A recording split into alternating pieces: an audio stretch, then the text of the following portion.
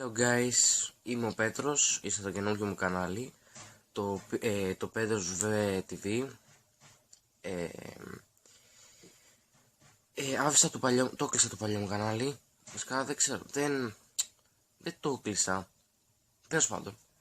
Δεν ξέρω αν ακούγομαι καλά από αυτό το μικρόφωνο, θα δω.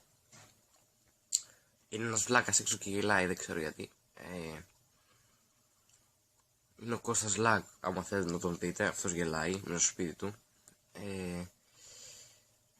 Τέλος πάντων, σε αυτό το κανάλι θα γίνονται Q&A, challenges και ό,τι τέλος πάντων μπορείτε θέλετε.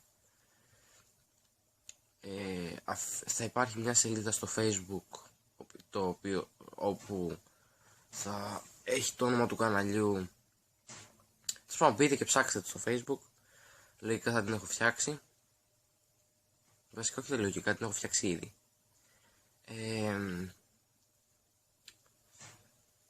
Αφήστε τα σχόλιά σας για το τι θέλετε να κάνω στο επόμενο βίντεο ή κάτω στα σχόλια ή στη σελίδα, τέλος πάντων. Εγώ θα τα δω όπου και αν είναι. Και bye.